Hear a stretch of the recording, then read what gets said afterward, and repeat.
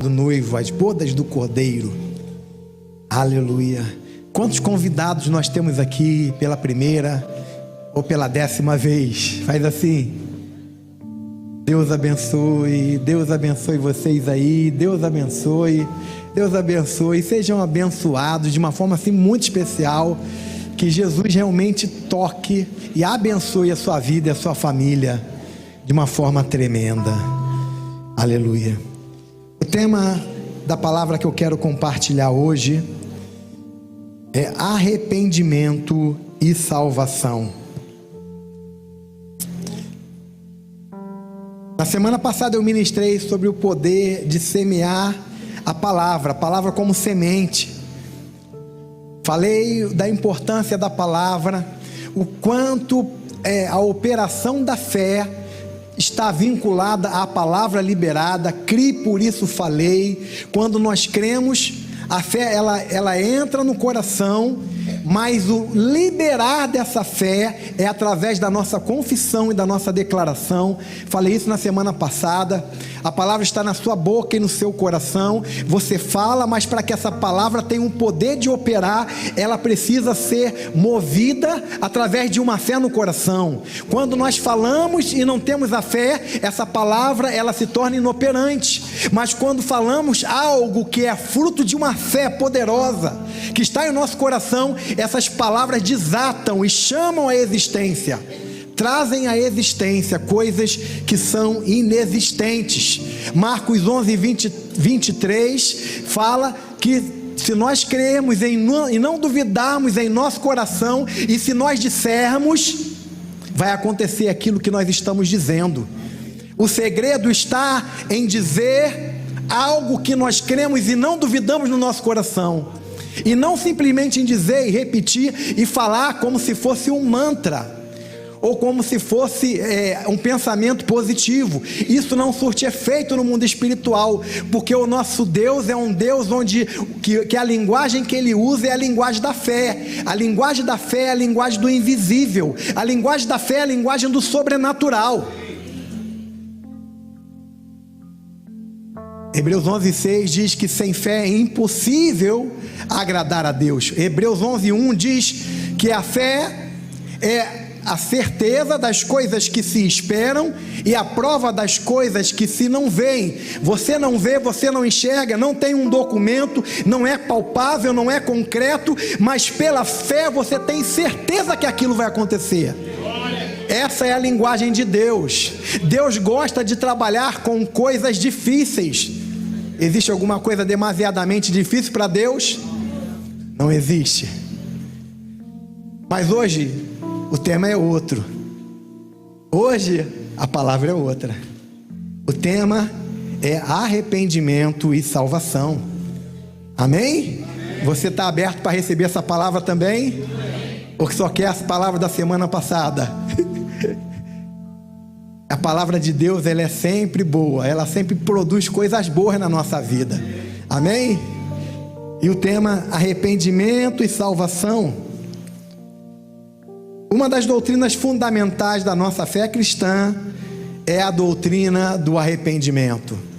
João Batista precedeu a Jesus pregando uma mensagem de arrependimento.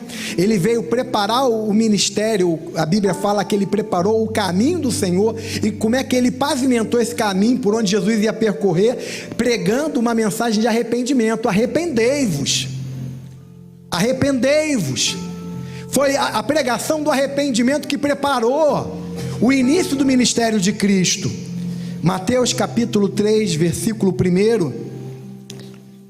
Naqueles dias apareceu João o Batista pregando no deserto da Judéia e dizendo: arrependei-vos, porque está próximo o reino dos céus. É preciso se arrepender. Para você experimentar o reino dos céus, é necessário haver arrependimento. Você não experimenta o reino dos céus sem arrependimento, vivendo a mesma vida que você vivia antes. É necessário arrepender. E aí Jesus deu continuidade à pregação de arrependimento iniciada naqueles dias por João Batista. Marcos capítulo 1, versículos 14 e 15. Marcos 1, 14 e 15. Depois que João foi entregue à prisão, veio Jesus para a Galileia, pregando o evangelho do reino de Deus e dizendo: o tempo está cumprido e o reino de Deus está próximo. Arrependei-vos e crede no evangelho. Note que tanto João Batista quanto Jesus, ao alertar sobre a chegada do reino, chegou o momento, chegou o tempo está cumprido, o reino de Deus está próximo, mas é preciso arrepender-se. É necessário arrependimento. Não existe pregação do evangelho sem arrependimento.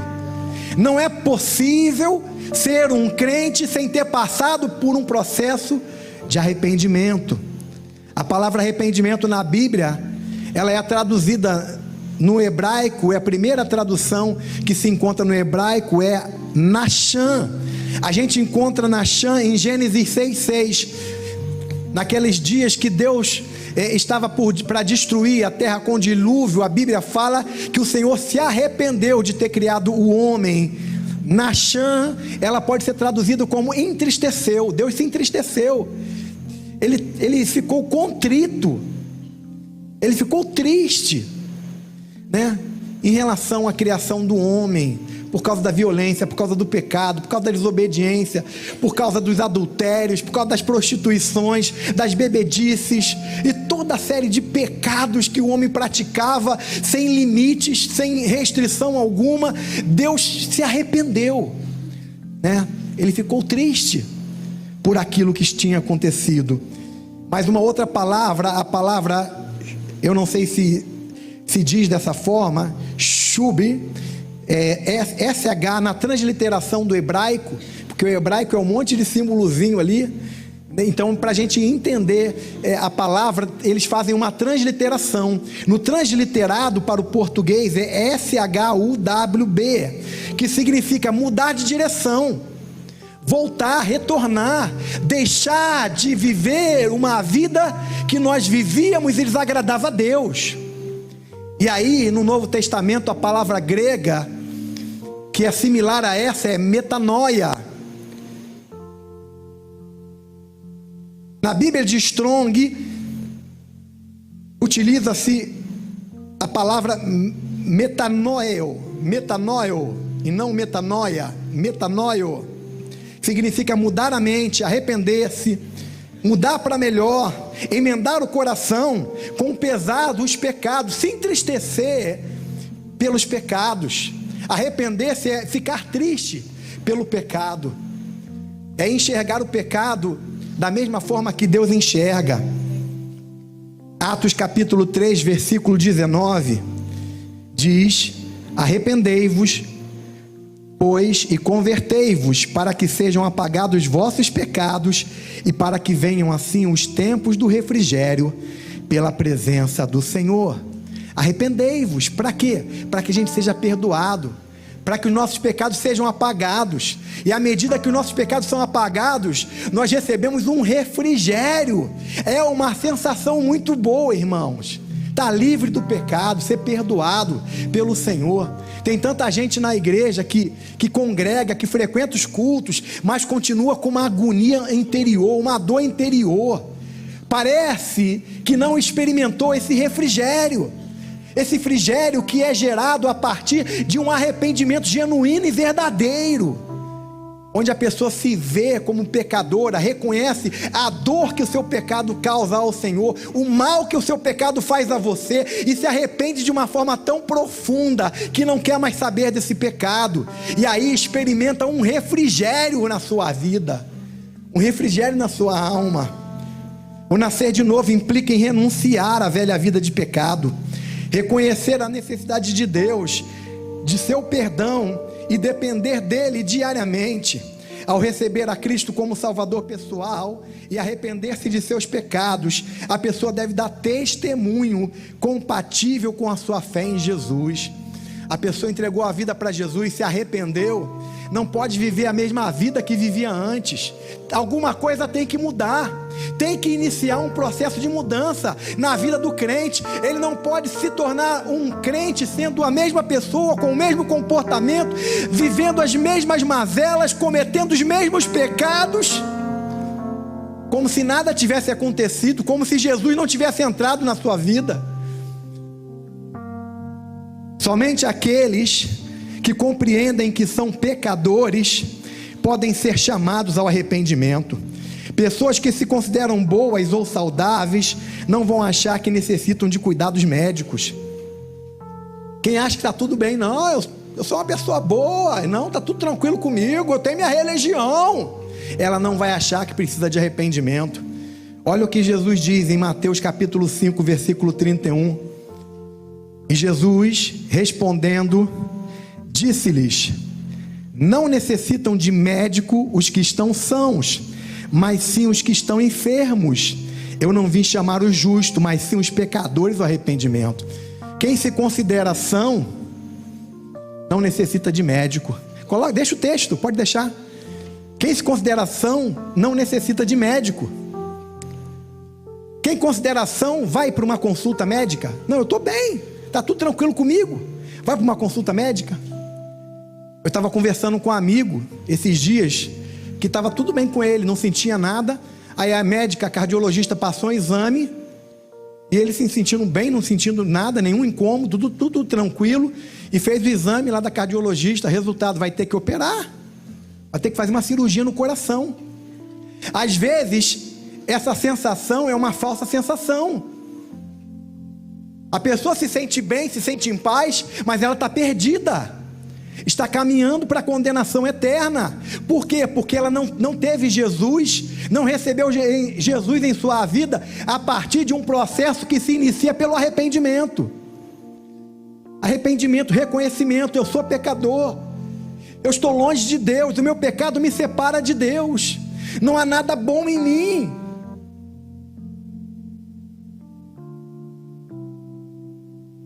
As minhas justiças, conforme disse o profeta Isaías, são como trapos de imundícia. Os trapos de imundícia, eu já preguei aqui, já falei isso aqui.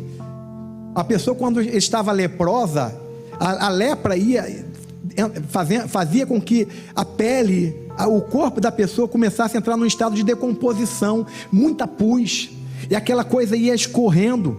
Eles não podiam viver junto com as demais pessoas no povoado. Eles tinham que viver num lugar reservado, um lugar que era reservado para os leprosos. Eles tinham que viver fora da cidade. A lepra não tinha cura, era a pior doença daquela época de Jesus.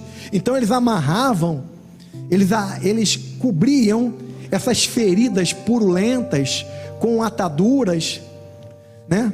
E depois que já estava muito encharcada, eles tiravam para lavar, e aquele negócio vinha podre, mal cheiroso, fedorento. O profeta diz que a nossa justiça humana é semelhante a esses trapos de imundícia. Quem ousaria dizer para Deus que Deus está errado? Eu sou bom, eu sou justo, eu sou uma pessoa que merece alguma coisa. Quando nós nos deparamos com o padrão de Deus, porque uma coisa é o teu padrão, você se compara com um bandido, você se compara em relação ao sequestrador, você se compara em relação a uma pessoa que vive à margem da sociedade, cometendo crimes, aí comparando com ela você se sente bom. Mas o parâmetro não é esse, o parâmetro é o padrão de Deus. E pelo padrão de Deus, as suas justiças, as minhas justiças, não passam de trapos de imundícia. Nós somos tão réus e tão merecedores do fogo do inferno quanto qualquer outra pessoa que não foi perdoada por Deus. A única coisa que nos livra da condenação eterna é um arrependimento, a entrega da vida a Jesus Cristo por meio do perdão dos pecados, onde Deus olha para nós e Ele nos vê limpo, sem culpa, absolvidos pela graça de Cristo. Lucas 5:31, e Jesus respondendo disse-lhes: não necessitam de médicos que estão sãos, mas sim os que estão enfermos. Eu não vim chamar os justos, mas sim os pecadores ao arrependimento. Pessoas que dizem: eu sou uma pessoa boa, nunca matei, não roubo, não tenho vícios e etc., não vão achar que precisam de arrependimento, e sem arrependimento elas não poderão ser salvas.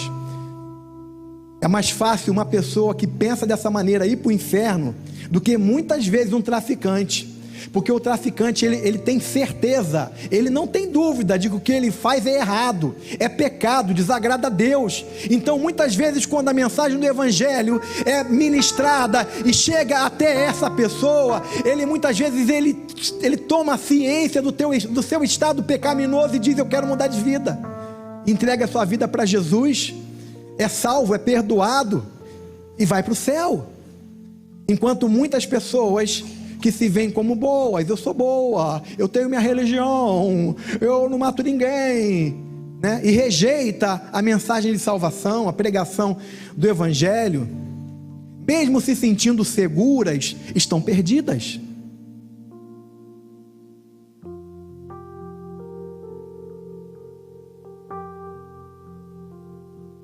No Evangelho de Lucas, Jesus faz uma séria advertência. Lucas 13:3: não vos digo antes, se não vos arrependerdes, todos de igual modo perecereis? Não vos digo antes, se não vos arrependeres, todos de igual modo perecereis? Forte, não é mesmo? Esse chamado arrependimento faz parte da mensagem de salvação pregada pela igreja primitiva. Aliás, não é possível sem ser salvo sem arrependimento. Para sermos salvos precisamos de um arrependimento verdadeiro.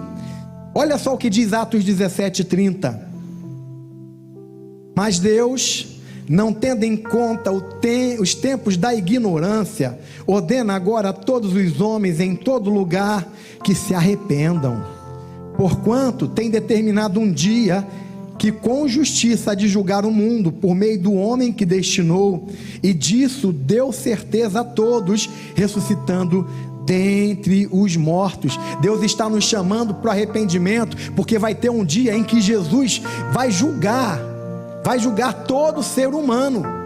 A única coisa que vai nos livrar desse julgamento de Deus não é a esmola que você deu, não é que você foi bonzinho, não é que você viveu uma vida conjugal e nunca traiu seu esposo ou a sua esposa. O que vai absolver você é você ter se arrependido, entregue a sua vida a Jesus e ter sido perdoado, lavado pelo sangue de Jesus. É isso que vai resolver.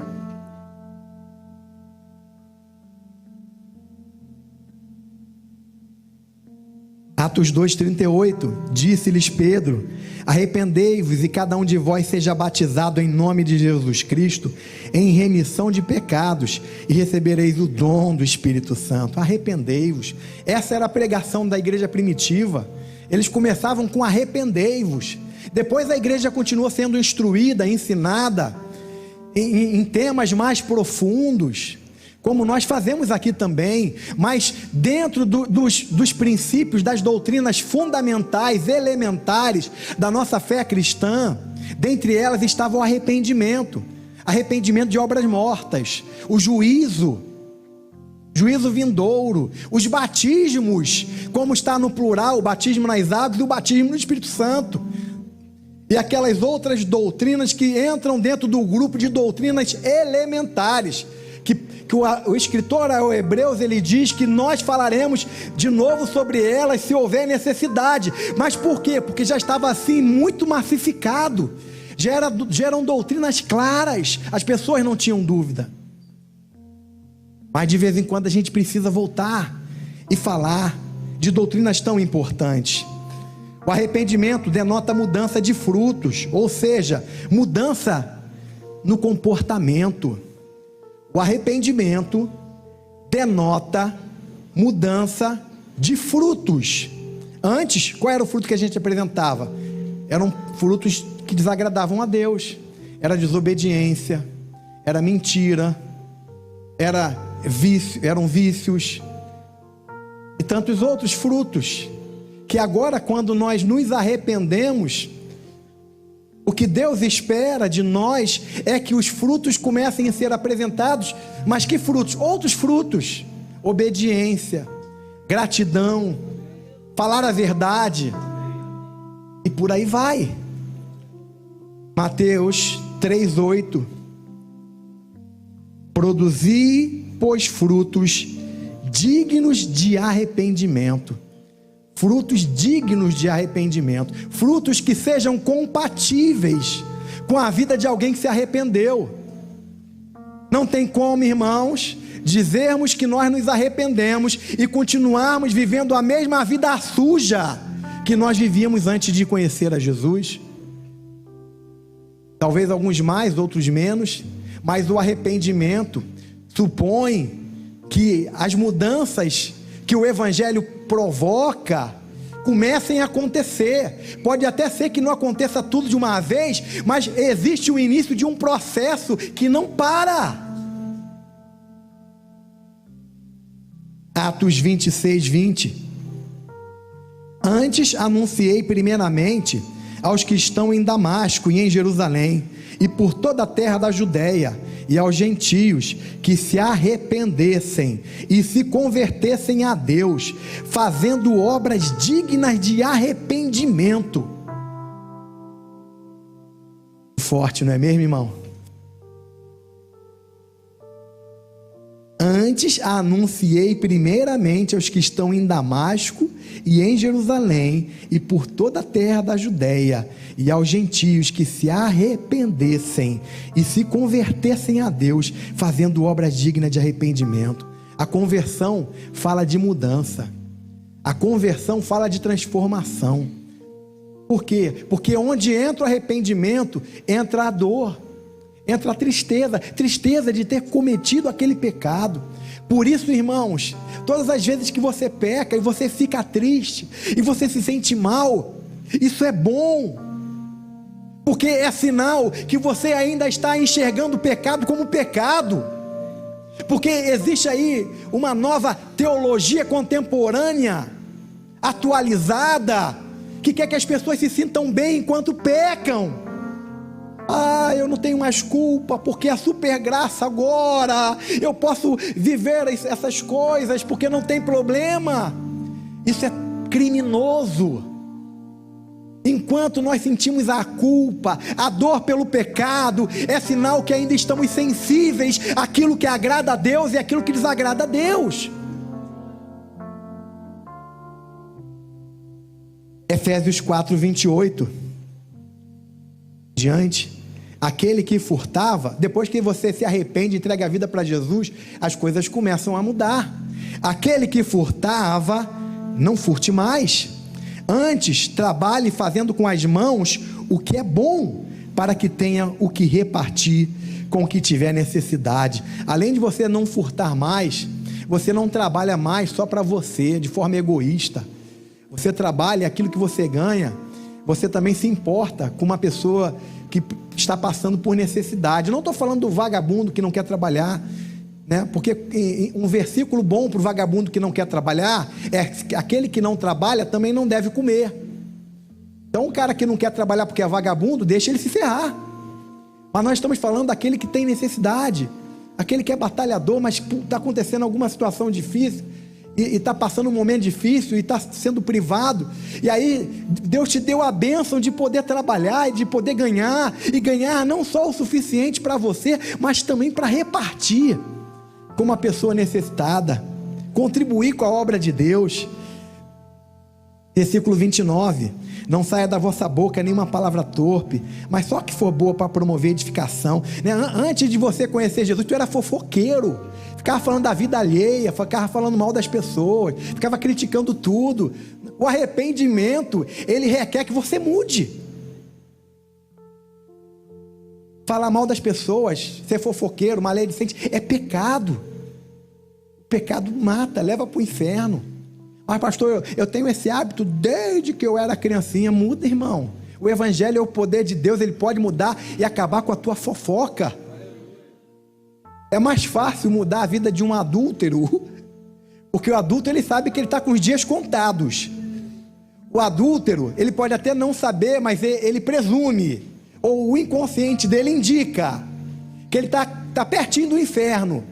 Porque quanto aos adúlteros, lá em Hebreus diz: digno de honra seja entre todos o casamento, o matrimônio, assim como leito sem mácula, mas os adúlteros Deus os julgará. Ficarão de fora os efeminados, os adúlteros, os que amam e praticam a injustiça, todos os mentirosos.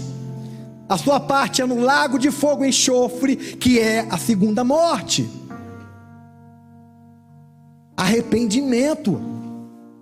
O arrependimento nos transforma, nos identifica com a essência de Cristo, com a natureza de Cristo. O arrependimento nos muda, ainda que seja uma mudança progressiva. Em algumas áreas são mudanças instantâneas, mas em outras áreas progressivas. O que não pode acontecer é a gente continuar cultivando um pecado como se aquilo não fizesse mal. Um corajoso ali disse amém. 2, 3. Efésios 2, de 1 em diante. E vos vivificou, estando vós mortos em ofensas e pecados, em que noutro tempo andaste segundo o curso deste mundo. Olha só, ele nos deu vida quando nós estávamos mortos nas ofensas, nos pecados, que no outro tempo nós andamos segundo o curso deste mundo. Segundo, olha só, segundo o curso deste mundo, segundo o príncipe da potestade do ar, do espírito que agora opera nos filhos da desobediência, entre os quais todos nós também antes andávamos nos desejos da nossa carne. Todos nós antes andávamos nos desejos da nossa carne, fazendo a vontade da carne e dos pensamentos, e por esse motivo, éramos por natureza filhos da ira, como os outros também. Filhos da ira. Da ira de quem? Da ira de Deus, que vai se revelar. Quando a ira de Deus se manifestar para julgar os filhos da desobediência, vai ser algo terrível. Nós éramos assim, nós fazíamos a vontade da carne, nós não queríamos saber se agradava ou não agradava a Deus, deu vontade, deu desejo, fazia. Nós éramos iguais às pessoas deste mundo. Eu quero ser feliz, eu tenho desejo de fazer, eu vou fazer. Filho da ira, desagradando a Deus, fazendo o que a carne quer, o que o teu coração quer. Você está querendo ser feliz, mas a tua felicidade é uma felicidade mentirosa, ilusória. Quando a gente vai evangelizar uma pessoa que está enfiado no pecado até o pescoço, você está falando com alguém, poxa, está fazendo tudo que a carne quer, tudo que a vontade quer, mas você vê alguém tremendamente infeliz, com uma vida miserável, porque a nossa verdadeira felicidade é Jesus Cristo. A verdadeira paz não é a paz que o mundo oferece. Jesus disse: deixo-vos a paz, a minha paz vos dou, não vou lá dou como o mundo a dá. Não se turbe o vosso coração e nem se atemorize. A paz verdadeira, a paz real é a paz de Cristo, é a paz que faz você botar a cabeça no travesseiro e dormir. Se você não acordar, você vai estar num lugar muito melhor do que esse. Não existe dinheiro que compre essa paz. Uma pessoa arrependida confessa ao Senhor em contrição o seu pecado, ao invés de ficar justificando as suas fraquezas. Eu sou assim e tenho esse tipo de desejo muito forte. Deus me ama e vai compreender. Isso não tem base bíblica. Isso é uma mentira do diabo para levar você para o inferno. Isso não é verdade. Não existe nada nas Escrituras que compactuem com isso. Eu quero ler um texto, eu não coloquei aí na sequência. É o de Gênesis capítulo 4, versículo 6, por favor. Gênesis 4:6. E o Senhor disse a Caim: por que tirastes? Por que decaiu o teu semblante? Se bem fizeres, não é certo que serás aceito? E se não fizeres bem, o pecado jaz à porta, e sobre ti será o seu desejo, mas sobre ele deves dominar. Nós temos a obrigação de dominar o nosso desejo. Eu tenho um impulso muito forte por esse determinado tipo de relacionamento. Você tem a obrigação de dominar esse desejo. Se esse tipo de relacionamento é condenado por Deus e por sua palavra, você tem a obrigação de dominar. O seu desejo vai se levantar, mas você tem a obrigação de dominar. Eu estou dando um exemplo, mas isso se aplica a tudo.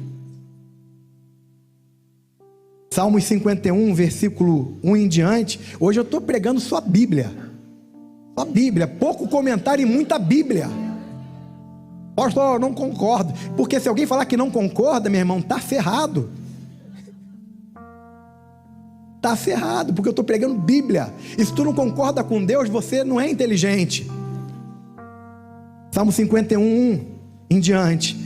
Tem misericórdia de mim, ó Deus, segundo a tua benignidade. Apaga as minhas transgressões, segundo a multidão das tuas misericórdias. A pessoa se dá conta, ela se depara com a consciência de uma situação de pecado na sua vida. E o que ela faz? Ela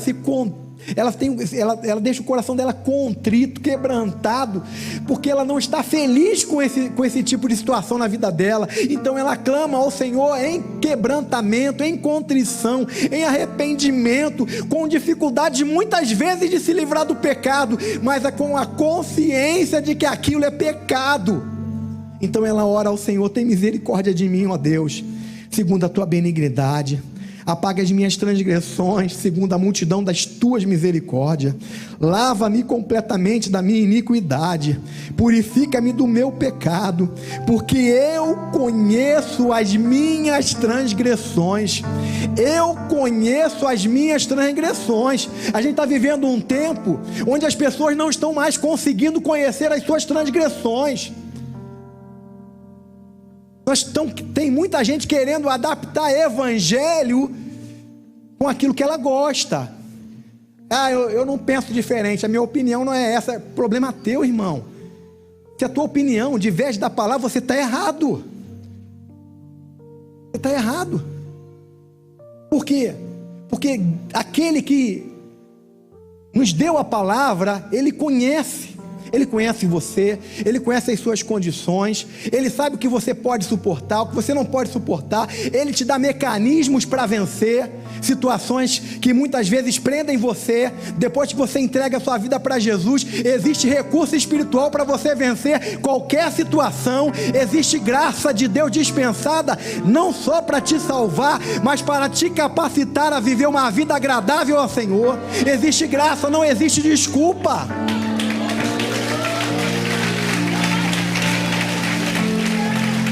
Mas você precisa identificar aquilo que você está vivendo que não agrada a Deus. Para de viver no curso deste mundo. Que esse mundo vive em um curso que é determinado pelo príncipe da potestade do ar, que é Satanás, que é o Deus deste século, que é quem comanda as grandes mídias do mundo inteiro, o jornalismo do mundo inteiro. Todas as matérias são ditadas pelo príncipe deste século. E você está se alimentando disso e acreditando nessas mentiras. Eu estou dando um exemplo. Você precisa olhar para você, identificar aquilo que é pecado, aquilo que desagrada a Deus, independente do que as pessoas estão falando por aí, porque essas pessoas não vão dar conta da sua vida no dia do juízo, não vão dar conta. Os coleguinhos, amiguinhos, os jornalistas, os atores de Hollywood, os globais, atores globais, juntar tudo não dá um, e não vão dar conta da tua vida no dia do julgamento. O discurso dele: meu corpo, minhas regras, para defender o aborto, que é condenado por Deus, que é um crime. A pessoa, não importa o motivo, a pessoa, se ela não queria ter aquela criança, ela pode dar para adoção. Não faz parte do corpo dela, é uma vida independente. A Bíblia está repleta de texto que fala do propósito de Deus desde o ventre da nossa mãe. Antes que tu fosse gerado, eu te criei, eu te formei. Deus fala para Jeremias: nações eu te dei por profetas. Já havia um propósito de Deus para Jeremias quando ele ainda estava sendo concebido no ventre da sua mãe. Mas existem muitos crentes que estão tendo a sua forma de pensar moldada pela doutrinação do príncipe das potestades do ar, e já não conseguem mais reconhecer o que é pecado e não é pecado. Isso é muito perigoso, porque o parâmetro para nós identificarmos aquilo que é pecado e não é pecado é a Bíblia Sagrada, não são os manuais de teóricos, que muitos deles já estão até no inferno queimando, e as literaturas dele continuam se espalhando no mundo inteiro, enquanto ele queima, range os dentes, geme, sofre, amarga por uma eternidade inteira. A literatura deles continua fazendo a cabeça de juventude, de gentes que estão parando de olhar para a Bíblia e ver o que o Criador diz a respeito dos assuntos mais importantes, que fala o que é pecado e o que não é pecado. É necessário arrependimento, mas para se arrepender é preciso fazer como o salmista no versículo 3: porque eu conheço as minhas transgressões e o meu pecado está sempre diante de mim. Contra ti somente pequei e fiz o que é mal à tua vista, para que seja justificado quando falares e puro quando julgares. O caminho para ser perdoado é ter a consciência do pecado e, arrependido, pedir perdão, ao invés de fingir que Deus não se importa com o seu pecado. Fingir que Deus está um Deus mega compreensível e que agora não está mais ligando para os pecados modernos. Para nos arrependermos e sermos perdoados, precisamos identificar aquilo que Deus chama de pecado. 1 João capítulo 1, versículo 9, diz que se nós confessarmos os nossos pecados, Ele é fiel e justo para nos perdoar os pecados e nos purificar de toda a injustiça. Como eu amo esse versículo, irmãos. Como eu amo esse versículo. Eu posso chegar perante o Senhor: Senhor, eu pequei, eu estou arrependido, me perdoa, Senhor. Aí o sangue de Jesus vem e me limpa. Aí Deus olha para mim e diz: a partir de agora você não tem pecado, você já foi lavado, já foi limpo. Porque nós confessamos os nossos pecados. Mas para confessar o pecado, você precisa entender o que você fez que desagradou a Deus, o que você falou que desagradou a Deus, pensamentos que você nutriu que desagradam a Deus, e confessar ao Senhor. 2 Coríntios capítulo, antes disso, Salmos 32, versículo 5, o salmista diz: confessei-te o meu pecado e a minha maldade não encobri. Dizia eu: confessarei ao Senhor as minhas transgressões, e tu perdoastes a maldade do meu pecado. É assim que nós precisamos ver o meu pecado, o seu pecado é uma maldade. Deus olha o meu pecado e o seu pecado como uma maldade, mas quando nós arrependidos confessamos a Ele, Ele nos perdoa. Agora sim, 2 Coríntios 7, 9 e 10. Agora folgo, não porque fostes contristados, mas porque fostes contristados para arrependimento. Paulo está dizendo: eu me alegro, eu folgo, não porque você foi contristado, ficou triste por alguma situação qualquer, mas porque você ficou triste, ficou contristado para arrependimento. Pois foste contristado segundo Deus, de maneira que por nós não padeceste dano em coisa alguma, porque a tristeza segundo Deus opera arrependimento para a salvação.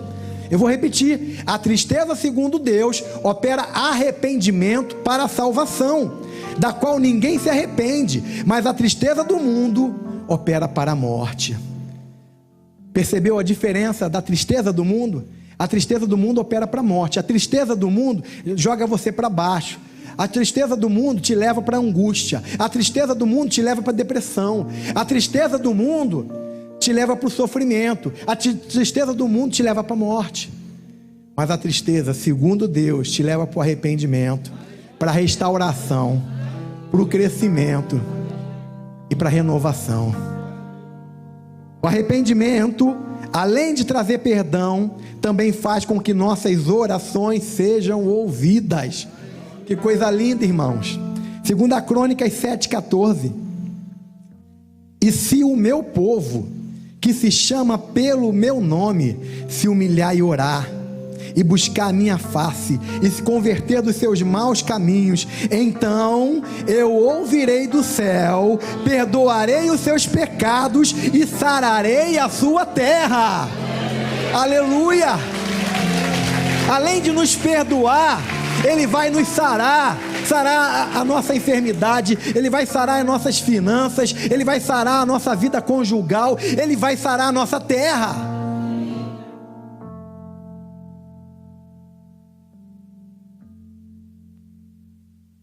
Deus deseja que todos, sem exceção, se arrependam. 2 Pedro 3,9. Não existem grupos que precisam se arrepender e outro grupo que não precisa se arrepender. Todos precisam se arrepender. O Senhor não retarda a sua promessa, ainda que alguns a tenham por tardia, mas é longânimo para conosco, não querendo que alguns se percam, senão que todos venham a arrepender-se. O desejo de Deus é que todos se arrependam. Jesus morreu por todos. Quando Jesus morreu pelo mundo inteiro. Deus amou o mundo de tal maneira que deu seu Filho unigênito. Para quê? Para que todo aquele que nele crê não pereça, mas tenha vida eterna. Jesus morreu por todos. Deus quer que todos se arrependam e cheguem ao conhecimento de Cristo. O desejo do coração de Deus é esse: arrependimento de todos. A correção e a disciplina que recebemos do Senhor tem por objetivo nos levar ao arrependimento. Às vezes a gente reclama, não é mesmo? Está passando por uma situação que nos leva a orar mais, porque estamos passando por uma situação de problema. Mas como é que estava o nosso conforto antes? Como é que estava o nosso compromisso com o Senhor, com a obra dele? Muitas vezes Deus nos tira do conforto, porque quando Deus tira um filho verdadeiro, de uma situação de conforto, esse filho verdadeiro que só pensava naquele café da manhã regado. Eu gosto de um café da manhã caprichado, ovo mexido, cafezinho expresso, umas frutas, eu gosto, irmão. Mas aí quando você está passando por um perrengue, você deixa lá o café de lado e vai jejuar, e vai orar, e vai buscar o Senhor. Olha o que diz Apocalipse 3,19. Eu repreendo e castigo todos quantos amo. Sê, pois, zeloso e arrepende-te.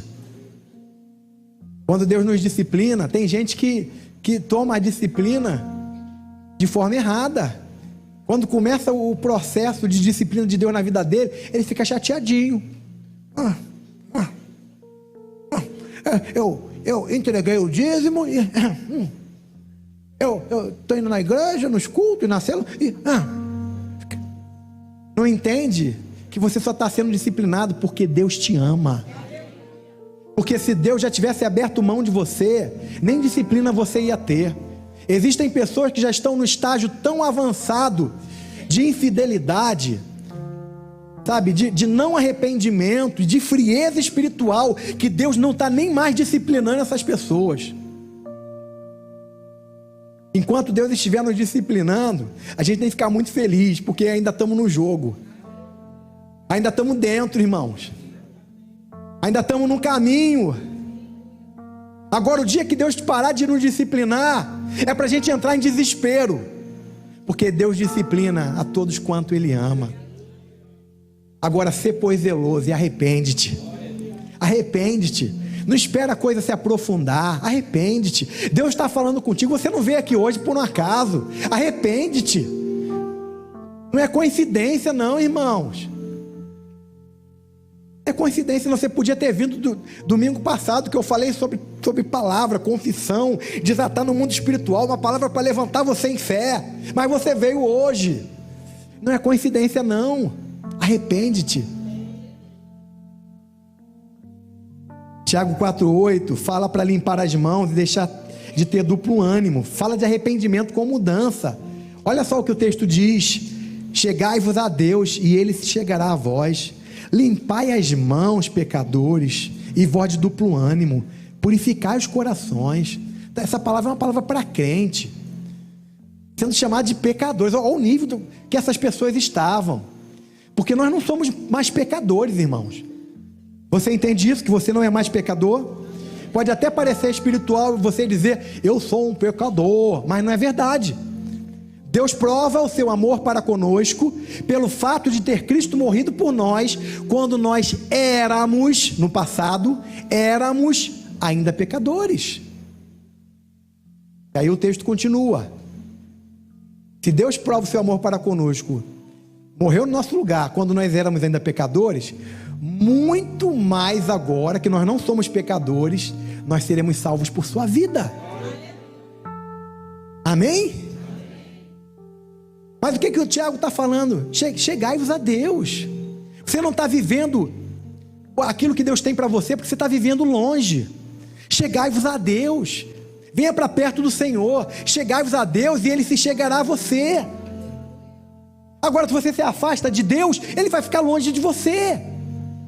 Mas se você se achegar a Ele, Ele vai se achegar a você. Não existe coisa melhor do que ter Deus perto da gente, ter um relacionamento de proximidade, sentir a presença dEle, o cuidado dEle, nos momentos difíceis que nós passamos.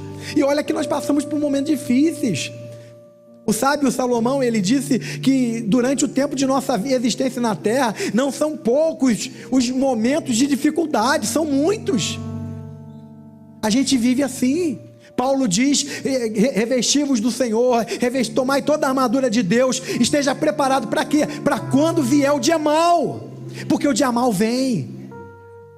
Agora imagina passar o dia mau sozinho, você e tuas condições, passando por um dia mau. Quem é que consegue vencer o dia mau sem a presença de Deus? E aí o segredo é se chegar a Deus, é limpar as mãos. Limpar a mão fala de purificação. Limpar as mãos fala de arrependimento, porque o arrependimento não acontece só no dia que você se converteu. O arrependimento, ele deve fazer parte da nossa vida cotidiana, porque nós, no nosso dia a dia, com muita frequência, nós lidamos com situações em que muitas vezes nós erramos e pecamos. E quando isso acontece, é preciso nos arrependermos, é preciso consertarmos, pedimos perdão ao Senhor, e muitas vezes pedir perdão às pessoas, limpar as mãos, parar de ter um duplo ânimo. O que é um duplo ânimo? É um cara que quer as coisas de Deus, mas quer as coisas do mundo, quer as coisas de Jesus, mas quer as coisas seculares também, quer a palavra do Senhor, mas também quer, a influência, também quer o discurso deste mundo falido. A falta de arrependimento traz juízo sobre a vida das pessoas. Por isso é muito importante se arrepender. Marcos 11:20. Mateus 11:20, desculpa.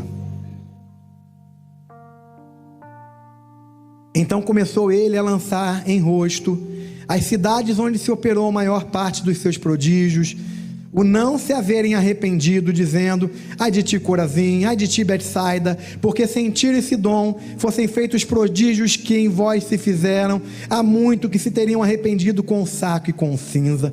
Por isso eu vos digo que haverá menos rigor para Tiro e Sidom no dia do juízo do que para vós. E tu, Cafarnaum, que foste erguida até ao céu, serás abatida até o inferno, porque se em Sodoma tivessem sido feitos os prodígios que em ti se operaram, teriam eles permanecidos até hoje. Eu vos digo, porém, que haverá menos rigor para os de Sodoma no dia do juízo do que para ti. Eu fico pensando, nós vivemos num país onde, graças a Deus, nós temos liberdade para pregar o Evangelho, para falar de Jesus, para falar uma mensagem como essa, chamando a nossa atenção para a necessidade de arrependimento. E aí, muitas pessoas sendo expostas à palavra de Deus, muitas vezes escolhem um caminho do distanciamento, o caminho da rebelião, o caminho do pecado, o caminho da não entrega, o caminho do rejeitar a Jesus, do não aceitar a palavra de Deus. E aí, essa mesma palavra que foi dita por Jesus a respeito de Cafarnaum, Jesus diz sobre Cafarnaum: se lá em Sodoma e Gomorra tivessem sido feitos os sinais que foram feitos em Cafarnaum, eles já teriam se arrependido em muito, em sacos e cinzas, e não teriam sido destruídos. Portanto, Jesus termina essa afirmação dizendo que o juízo para Cafarnaum seria muito maior, muito mais rigoroso do que o juízo para Sodoma e Gomorra. Eu quero que você pense sobre isso, porque eu quero ler um outro texto que não está aí, não passei para vocês, mas é o texto de Tiago 3:1, falando sobre diferentes níveis de juízo. Meus irmãos, muitos de vós não sejam mestres, sabendo que receberemos mais duro juízo. Existem níveis diferentes de juízo. Jesus fala que o juízo para Cafarnaum seria mais rigoroso do que o juízo para Sodoma. E olha que os pecados de Sodoma foram muito mais abomináveis. Tanto é que foi destruído com fogo toda aquela população. Mas em Cafarnaum havia pregação do Evangelho, haviam milagres acontecendo, e mesmo assim eles não se converteram e não se arrependeram. E aí Tiago diz que o juízo vai ser maior para aqueles que se colocam como mestres, porque a responsabilidade aumenta, o rigor também é maior. E Lucas 12:47 em diante diz: e o servo que soube a vontade do seu senhor e não se aprontou, o servo que soube a vontade do seu senhor. Por quê? Porque ele foi ensinado, ele foi instruído, foi dito para ele qual era a vontade do seu senhor. O servo soube, mas ele não se aprontou. Esse servo não se aprontou, nem fez conforme a sua vontade, a vontade do Senhor, será castigado com muitos açoites. Mas o que não a soube e fez coisas dignas de açoites, com poucos açoites será castigado. E a qualquer que muito for dado, muito se lhe pedirá, e o que muito lhe confiou, muito mais se lhe pedirá. O arrependimento é um estado de tristeza, movido pelo reconhecimento dos erros cometidos, que altera o comportamento do indivíduo. Você reconhece os erros, se arrepende e muda o comportamento, muda de atitude. Assim ele abandona as más condutas e se volta para Deus, a fim de alcançar a paz de espírito. Agora, quais são os impactos do arrependimento para o cristão? Os impactos ficam evidentes na vida do crente. Eles são disposição para viver de forma correta. Isso não impede de pecar, não impede de errar, não impede de ter que, muitas vezes, ter que retornar, confessar o seu pecado, se arrepender, pedir perdão ao Senhor por algo que não gostaria de ter feito. Vai pedir perdão a Deus, esforçando-se para dar o melhor de si na luta contra os seus desejos. Qual é o outro benefício do arrependimento? Libertação da culpa.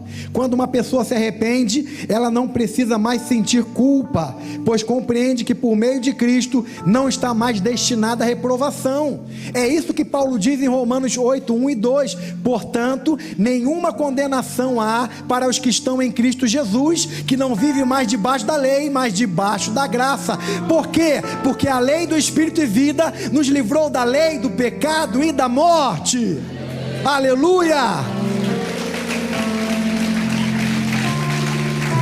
Libertação da culpa, consciência de contra quem pecou. Algumas ofensas têm consequências amplas e ofendem muita gente.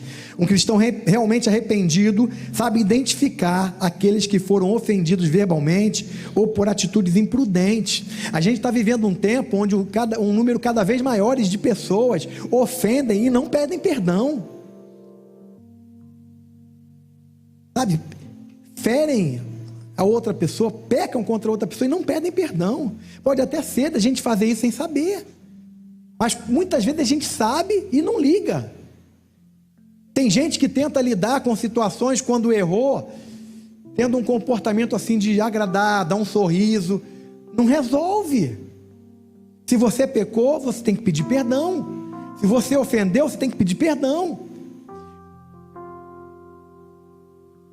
A gente precisa ter consciência do nosso pecado. Nessa mensagem de hoje, meu tempo já acabou. Explicamos o que é arrependimento à luz das Escrituras Sagradas. É necessário ter em mente que arrepender-se não é um evento qualquer, é um processo gradual e Deus sabe disso. Ele conhece as suas dificuldades, é por isso que Ele é justo e longânimo para conosco. Deus sabe das nossas dificuldades, irmão, das nossas fraquezas. Você tem fraqueza, eu tenho fraqueza, todos nós temos fraquezas. Ninguém aqui ainda é perfeito. Aliás, só quem é perfeito é ninguém, né? Ninguém é perfeito. Ninguém entendeu a piada, né, cara? Brincadeira, irmão. Ninguém aqui é perfeito. Nós todos carecemos de arrependimento. Arrependimento constante. E através do arrependimento, usufruir dos benefícios que ele traz. É necessário ter em mente que arrepender-se não é um evento qualquer, como eu disse, mas é um processo gradual e Deus sabe disso. Ele conhece as suas dificuldades, por isso é justo e longânimo para conosco. No entanto, como em qualquer mudança de comportamento, é preciso ser consistente e persistente. Dessa forma, damos bom testemunho e praticamos boas obras, pois o nosso coração foi transformado e fazemos isso com amor e espontaneidade. Você está entendendo, irmãos? A consciência da necessidade vai nos levar à prática. E a prática do arrependimento deve ser uma prática comum na nossa vida. O não arrependimento é prejudicial, o não arrependimento é perigoso, e o arrependimento é produtivo, é restaurador, é reparador. Nós temos a possibilidade de errar. É isso que o apóstolo João diz: se alguém pecar, esta coisa vos escrevo para que não pequeis, mas se alguém pecar, nós temos um advogado junto ao Pai, Jesus Cristo justo. Ele mesmo é a propiciação pelos nossos pecados, e não somente pelos nossos, mas de todo mundo. Considerações finais, irmãos. Para finalizar, eu quero dar alguns exemplos de pessoas na Bíblia que se arrependeram de verdade e tiveram suas vidas mudadas. O primeiro deles é Zaqueu, o publicano. Ao ter um encontro com Jesus, Zaqueu, o publicano, se arrependeu, e como fruto do seu arrependimento, decidiu dar a metade dos seus bens aos pobres e restituir 4 vezes mais as pessoas que ele havia defraudado. Isso é arrependimento. Não tem como se arrepender, vir a Jesus e continuar defraudando, continuar cometendo os mesmos pecados, continuar enganando as pessoas, continuar cometendo as mesmas práticas que são frutos dos filhos da desobediência. Não, o arrependimento tem que gerar uma mudança em nós. O arrependimento é o desejo de querer fazer a vontade de Cristo. E aonde nós conhecemos a vontade de Cristo? Nas Escrituras. Um outro exemplo é o exemplo de Saulo de Tarso. Saulo de Tarso, perseguidor da igreja, ao ter um encontro com Cristo, teve sua vida totalmente mudada, bem como o seu nome, que passou a ser Paulo. Passou de perseguidor da igreja a perseguido, tornou-se o principal apóstolo de Jesus Cristo aos gentios. Olha que mudança maravilhosa, irmãos. Que mudança extraordinária. Olha a obra do evangelho na vida de um homem chamado Saulo. Um homem sanguinário, perseguidor da igreja, se tornou num gigante de Deus, num homem poderoso em Cristo, que ganhou tantas vidas para Jesus. E eu creio que foi por causa da vida de Paulo que o evangelho chegou até nós. Aleluia. E um último exemplo, o exemplo de Maria Madalena. Maria Madalena havia sido curada e liberta de 7 espíritos malignos. Lucas 8, 2 em diante. Coloca, por favor. Maria Madalena foi curada e liberta de 7 espíritos malignos. Aí olha o que o texto diz: e também algumas mulheres que haviam sido curadas de espíritos malignos e de enfermidades: Maria, chamada Madalena, da qual saíram 7 demônios, Joana, mulher de Cusa, o procurador de Herodes, Susana e muitas outras, as quais lhe prestavam assistências com os seus bens. Essas mulheres, elas ofertavam no ministério de Jesus de uma forma assim muito generosa, elas eram muito abençoadoras. Maria Madalena se tornou a mais importante das mulheres que acompanharam Jesus da Galileia a Jerusalém. Ela é citada em todos os 4 evangelhos como testemunha da sua crucificação, sepultamento e ressurreição. Ela chegou ao sepulcro sozinha e, ao encontrá-lo vazio, correu para contar para Pedro e para João. Pedro e João correram até o sepulcro, constataram a veracidade da informação e voltaram para a cidade. Mas Maria Madalena, porém, ficou chorando junto ao sepulcro.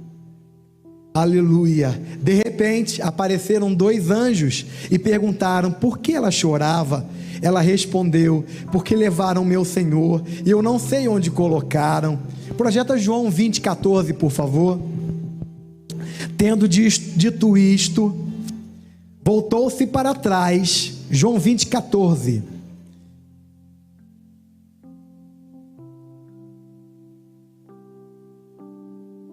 Tendo dito isso, voltou-se para trás e viu Jesus em pé, mas não reconheceu que era Jesus. Perguntou-lhe Jesus: mulher, por que choras? A quem procuras?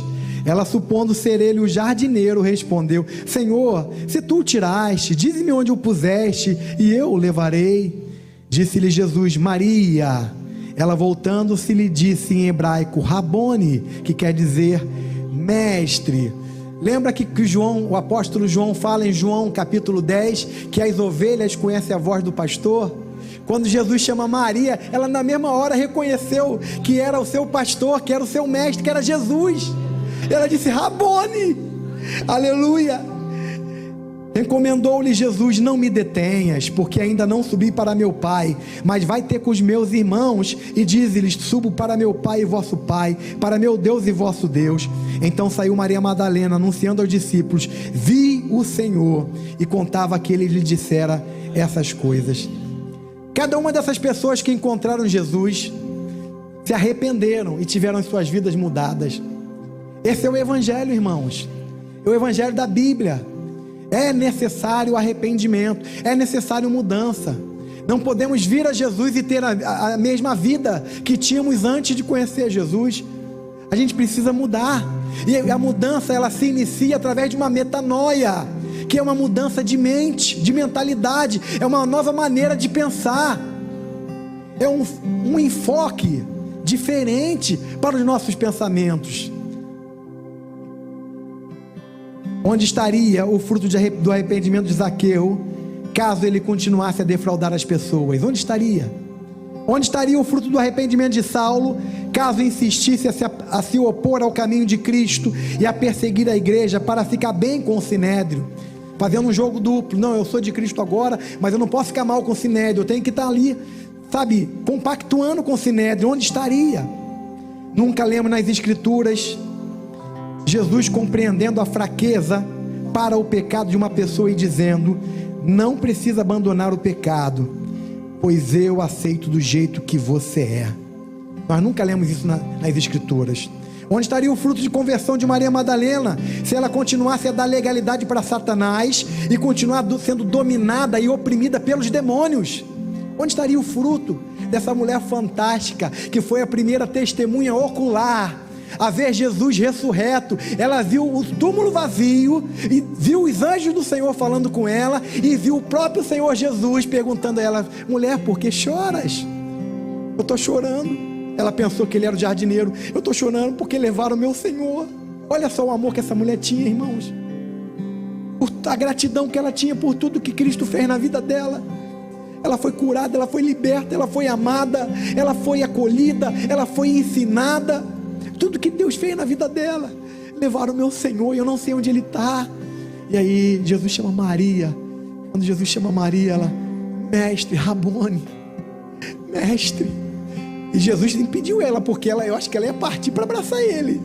Jesus impediu, ó, não me retenhas, porque eu ainda vou para o meu Pai, e não me retenhas. Sabe, o fruto do arrependimento é o fruto que Deus espera ver na nossa vida. Deus está nos mudando, mas essa mudança precisa ser acelerada, e ela vai se dar na nossa vida através de um arrependimento verdadeiro. Onde estaria o fruto da conversão dela, se ela não tivesse mudado? Eu disse que nós nunca lemos na Bíblia Jesus dizendo para alguém: não pode ficar assim mesmo, eu sei que é uma luta muito grande, você tem um desejo muito forte, eu te amo desse jeito mesmo, e está tudo bem, está tudo tranquilo, vai em paz. Jesus nunca falou isso. As pessoas são convidadas a virem do jeito que estão. Venham a mim do jeito que estão, mas depois que elas chegam, elas são chamadas a se arrependerem, a mudarem de vida, a abandonarem o pecado. Essa é a mensagem do Evangelho.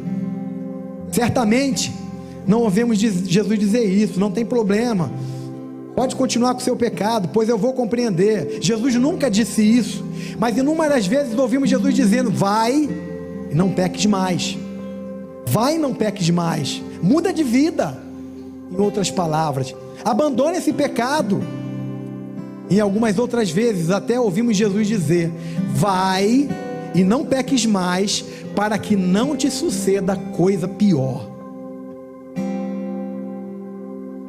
Não seja enganado por falsos pastores, falsos mestres que tentam distorcer as escrituras, dizendo que estão atualizando para poder acolher pessoas que se recusam a abandonar o pecado. Não sejam enganados por essas pessoas. São falsos mestres, são como aqueles fariseus que percorrem todo um território grande e torna aquelas pessoas que eles foram ensinar 2 vezes mais dignas do inferno do que eles. Tome cuidado, não dê ouvidos, olhe para a palavra. Hoje o Senhor nos chama ao arrependimento das obras mortas. O pecado é uma grave ofensa a Deus, pois o nosso Deus é santo e não se relaciona com o pecado. Aliás, o pecado faz separação entre nós e o Senhor. Isaías 59, de 1 a 3. Além disso, o salário do pecado é a morte. Romanos 6, 23. Que a nossa oração hoje, meu irmão e minha irmã, seja: cria em mim, ó Deus, um coração puro, e renova em mim um espírito reto. Sonda o meu coração, vê se há em mim algum caminho mau, me mostra, me convence do pecado, da justiça, do juízo. Dá-me, Senhor, um coração sensível e quebrantado, pois a um coração quebrantado não rejeitarás, ó Deus. E que possamos, em arrependimento, confessar cada um dos nossos pecados e abandoná-los. Confessar e abandoná-los. Não permita que tenhamos um coração endurecido, Senhor. Oremos assim: Senhor, não permita que tenhamos um coração endurecido. O povo de Israel morreu no deserto porque eles tiveram um coração endurecido e pararam de ouvir a voz do Espírito Santo de Deus. Eles já faziam aquilo que não agradava a Deus, eles repetiram as suas práticas de pecado, eles deram continuidade às suas murmurações, às suas frequentes murmurações, provocando a indignação e a ira do Senhor. Eles não foram sensíveis, não ouviram as palavras de alerta do próprio Senhor e dos seus líderes, e os seus corações endureceram a tal ponto que morreram no deserto. Senhor, não permita que isso aconteça conosco. Que quando nós errarmos, o Senhor fale conosco, e que nós possamos ouvir a sua voz, que nós possamos ter um coração sensível, que nós tenhamos uma disposição para mudar aquilo que precisa ser mudado. Tem coisas que precisam ser mudadas, que na tua vida hoje, não continua alimentando aquilo que desagrada a Deus, não continua vivendo uma vida que Deus não tem para você. Pois se alguém está em Cristo, 2 Coríntios 5,17, nova criatura é, as coisas velhas já passaram e tudo se fez novo. Deus tem uma vida nova para cada um de nós, que se inicia a partir do arrependimento. Que o nosso coração seja sensível e constantemente renovado para o arrependimento. Que Deus nos abençoe nessa noite, querido, e que nós possamos viver a plenitude daquilo que Deus tem para nós. Nos arrependermos todas as vezes que se fizer necessário. Vimos a Jesus, aqueles que não aceitaram a Jesus como seu Senhor e Salvador, vimos mediante um processo de arrependimento, reconhecendo: olha, eu estou perdido, eu estou longe de Deus, eu estou caminhando para o inferno, eu reconheço que eu sou pecador, que preciso ser perdoado por Jesus Cristo, que Ele já pagou o preço do meu pecado na cruz. Eu quero, em arrependimento, entregar a minha vida a Jesus para ser salvo. Isso é o que Deus quer para você. Isso é o que Deus quer para cada um de nós, que nós nos arrependamos todas as vezes que errarmos, aleluia, para que a graça se manifeste na nossa vida, para que o perdão e o favor do Senhor se revele na nossa vida de uma forma extraordinária. Se coloque em pé nesse momento.